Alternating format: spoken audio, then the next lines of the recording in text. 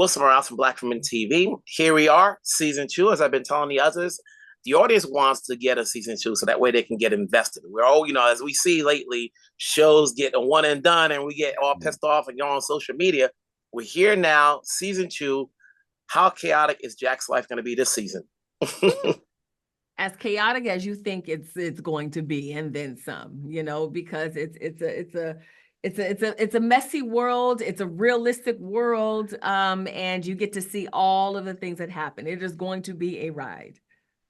And I'm like, what's up with Lewis? He knew he married a lawyer. He knew there was things going on. She's got that lifestyle, but yet he kind of gives her grief, Is he going to calm down this season? Wilson, Thank you. It's the way the question was phrased, Wilson, but I'll just give you a hard time.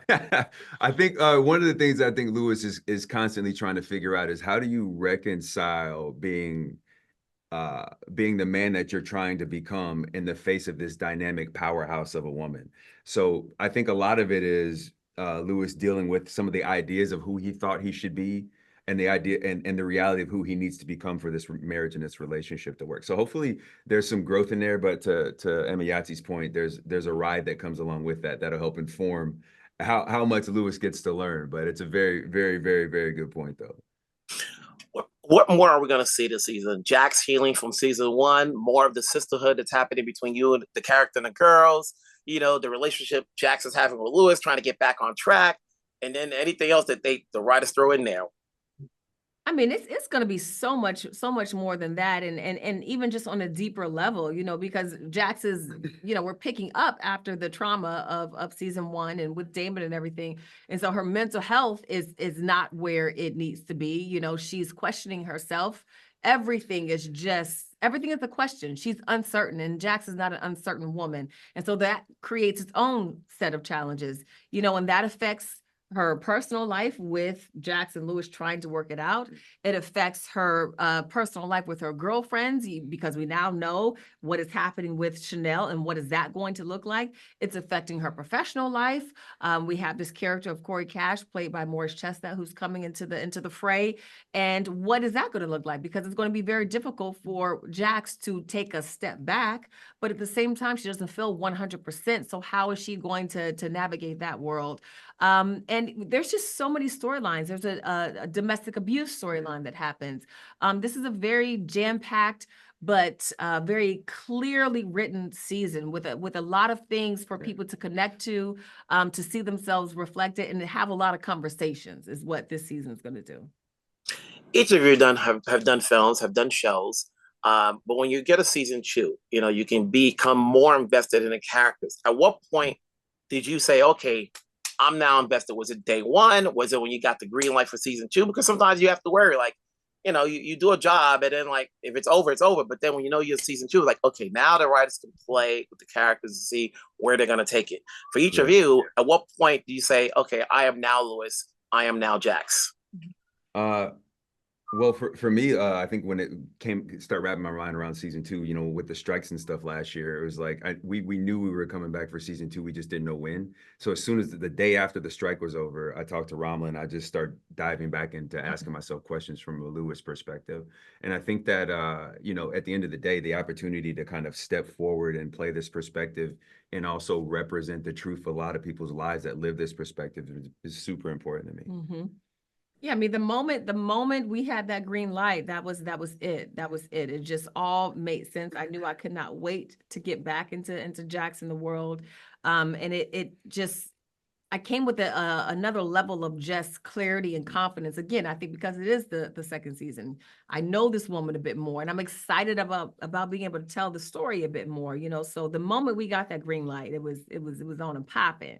Yeah. And there's a great sense of gratitude that comes with this as well, because of the time off and because of the world and because of how specific and how well put together it is. I think I myself, like Emayatzy, couldn't wait to get back to work and really, really get a chance to play between action and cut.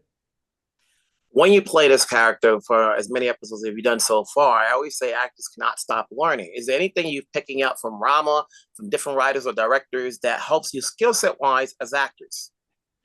Oh, yes, absolutely. And I love that question because it's it's so true. You don't often get to speak about that, but whether it be from a director or just a way to pursue something or a way not to do something because you learned this time, all the time I'm picking up those little things that only help to make everything better. Yeah, I would agree. I think part of the process as an artist is to be the continuous learner. So there's Yeah. always something you can pick up. There's always something that can be proved upon. And there's always something that you can kind of learn. And I think the directors, a lot of the people that show up to our sets are so collaborative that it's just a matter of time before there's something cool like, oh man, I didn't know that. Before I let you go, I'm going to mention, you mentioned Morris earlier, and I was telling Larry that it's funny that I wrote a story a couple of years ago about how Morris and Michael Ealy seem to be following each other, and you're now in that canon because both of them have worked with Sanaa Lathan, both of them have worked with Taraji, both of them have worked, Gabrielle, and now they're not in the same show, but both of them have worked with you. Yeah. So having worked with, what is Morris bringing in to the show? And there's an episode where he kind of struts in, and I was like, there's that moment, he does it in most of his shows. Morris just brings a level of just class for one. But then he is Morris the Chestnut, so we know he's gonna bring just that sex appeal. Everyone just loves Morris. But he just really brings a level of just esteem. He's wonderful, and he fits into our show just perfectly. Like it was just meant to be from the beginning. Same way, with that Michael Ealy did. It just felt very, very easy. He doesn't come in with any big egos or anything like that. It was just wonderful. He's great. So long as Cody doesn't mess up a happy home, we're all good. It's good seeing you guys. Let's make it a season 3. Take care. Yes, sir. Good to see you. Bye. Thank you. Wilson Morales from Black Film TV. People want to see a season 2 because now they can get invested in the show and the characters. What are we expecting from Daniel and Crystal this season? I think you're going to get to see a bit more of why they're employed and how good they are at their jobs, because there's a really big case this year, and there's a lot of mysteries. So there's a lot of work to do, and Jax is going to need our help, and we help a lot this year. We do. Yeah, we do. I'm proud of us. I'm proud of us too. But on top of that, you're going to get to see a little bit of our relationship dynamic and our will they won't they be friends. Dun, dun, dun, dun. Like I said, now that when we get a season 2, it gives the writers more time to explore your characters than what we got in season 1. Are we going to get more in depth into your backgrounds as opposed to what you guys do at the office? Yes. Angela? Yes. Mm-hmm. Yes. There's you'll see a little more of a vulnerable side at a moment for Crystal, because she has some desires that she is challenged to put on the table and ask for help, which is not comfortable for her. Which is unexpected. I didn't think that we would get to do that, but we're getting to see a little more of her, which is really exciting. And with Daniel, I think if you watch season 1, you'd say, is Jax just paying him for his jokes? But no. So season 2, you'll see that he's actually a private investigator, and he does a lot of investigating, and you get to see why he is actually employed and why he's actually very intelligent and good at what he does. This season, you got Morris Chestnut coming in to be part of the crew as well as far as office wise. Yeah. And there's a moment where he kind of struts in the office, and I think when it comes to Morris Chestnut, it seems like he always has to have that strut moment. From the best man to think like a man to this one, it's almost like you have to have that walk into the building moment. And I don't know if you were in that scene or not, but Angela, we've seen Morris's work. If you've seen the episode, you know what I'm talking about. What is it about the lore of Morris Chestnut that's going to bring another audience to the series? Well, I mean, Morris Chestnut is a very, I'm like, what did I learn in HR? He's a very handsome individual. He's lovely to look at. But I will tell you, the thing that is what is magical about it is that man's aura is magical. It really is. You walk into the room and he is so loving and so kind that energy that you feel is it doesn't hurt that he is also very lovely to look at, but that energy is everything. I wish that people also got to just like know how special and unique he is. So you're seeing the looks, but you're feeling that energy. That's a unique individual right there. Yeah. You know, there's a moment within, well, from what I've seen so far, where his character, your character, Tim, get along to the point where he's calling you Dan, whereas Crystal's on reserves, like, I don't know about this guy yet. You know, Yeah. is that going to create friction in the office? I think might be funny is that I wonder what Jax is feeling about the fact that Daniel is all on the Corey Cash train so quickly. So I'm interested to see how that's going to affect Jax. But Daniel, yeah, he's loving the fact that there's some bro energy coming back at him in the office finally, and it happens to be the coolest man in the world. What's that feeling like? You know, you've worked on other projects, but when you have a season 2 of a show, you know, at least there's that job stability and you're playing the same character. You know, how much of your skill set of actors gets improved when you're working with different directors or writers? You know, you get a scene that, okay, maybe you haven't done this before. Yeah. My approach is I've never done anything before, so what I mean is every new day on set is a new challenge, and I want to give it my very best, and I'm terrified of acting in a way. I'm terrified of performance, but the way I've lived my life is always to go towards something that I'm scared of.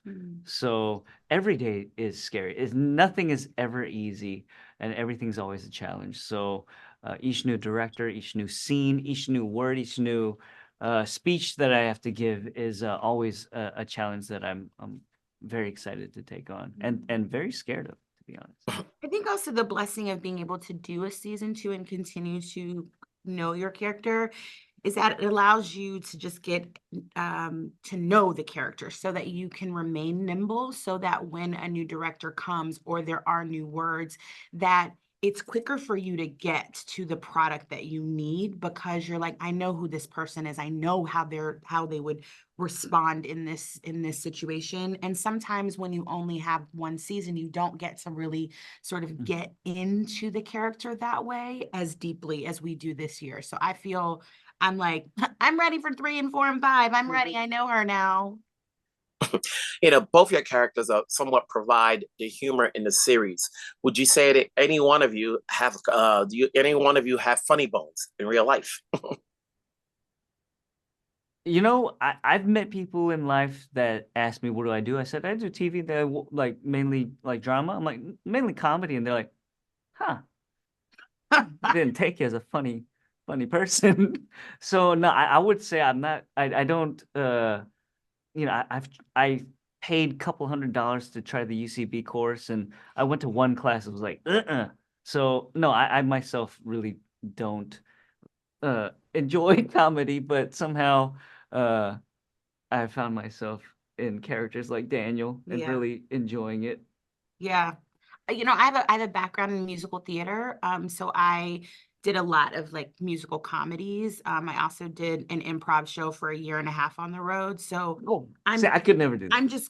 I was able to sharpen my skills. So I'm quick. I can be sort of quick to respond, which I think really works for Crystal because she's good for a zinger, just like a quick in and out, then you're sliced. You're like, what happened? And you're so good at just like those deliveries of just lines. Like, I almost feel like every episode teaser will have a Crystal in there because you just they give you like the home run lines. I love you. You're so kind.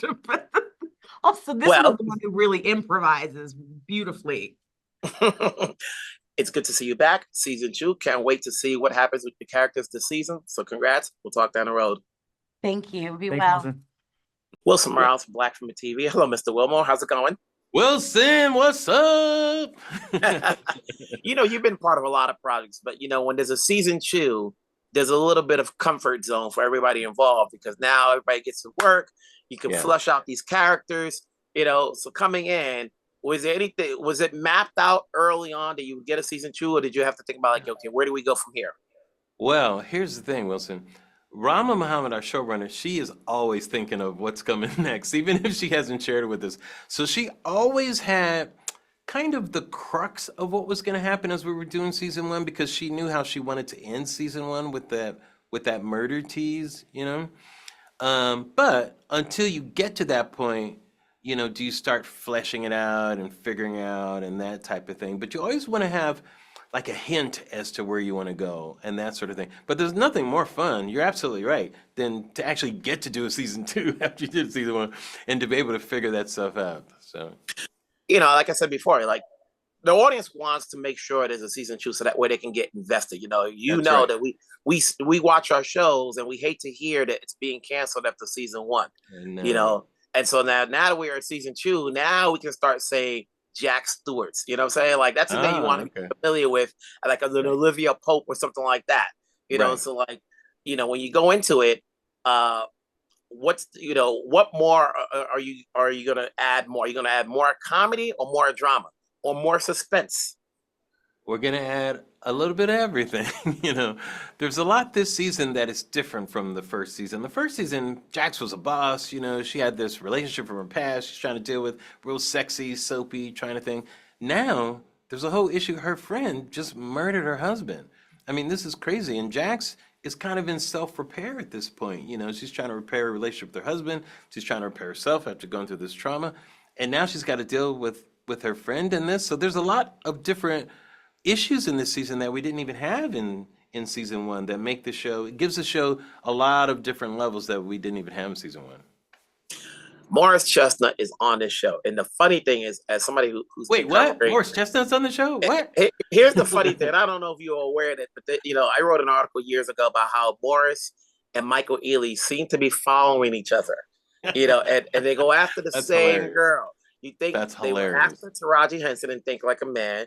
They both were paired opposite Sanaa Lathan in a film that they did together, and they both were paired opposite Gabrielle Union and Being Mary Jane. And now That's one crazy. is following the other. You know, Wilson, you sound like you're stalking these gentlemen. I would be careful about well, that. you say you follow their background. So, what is the lore of Morris Chestnut that he brings to the show? I mean, he's Morris Chestnut, for Christ's sakes. You know, he has such a personal charisma. It's even there in person, where like I called him a god living among us. That was my nickname for us. I said, guys, the rest of us are human. There are other people that are gods living among us. This is one of them right now. Like someone just chiseled him out of like stone or something like that. But he couldn't be a nicer person, and he's such a consummate professional too. And seeing his process and how he works, you know, him and Emayatzy, how they work off each other, him and the rest of the cast. He added so much, and it's such a different dynamic this season with him being in that office than we had in the first season. I think people are going to enjoy it a lot. You know, the thing with Emayatzy is that her character is going through a lot of layers of different emotions, you know, supporting her friend, trying to get her marriage back on track, trying to, you know, come back to the office from what happened in season one. Right. You know, with the writers, you know, how much do they work in trying to not overdo it with her character? We don't want to say she's a mess, you know, but how does Jax try to stabilize everything? Well, you just try to be real with the storytelling. What is the real thing that would happen here? What do we really want to get to in this story? You know, if we're talking about the relationship, what's important for us as storytellers to dramatize in that relationship? That gives you the cues of where you're going to go, you know. Rama Muhammad, our showrunner, she always saw their relationship as a love story in reverse, is what she says. So how do you dramatize that? You know, so we don't think of overdoing or underdoing. We think of how do we get to the center of this? How do we keep it 100% real, but we got to be entertaining and all this stuff at the same time, but we're dealing with a real, I always think of Jax as a real person. I never think of her as a character. I always think, you know, what would she really do in this situation? That's how I love to approach it. And then you have the rest of the cast. You know, I was just talking to Angela and Tim, and they somewhat provide a comedic spark in the show. Right. You know, to somewhat balance it out.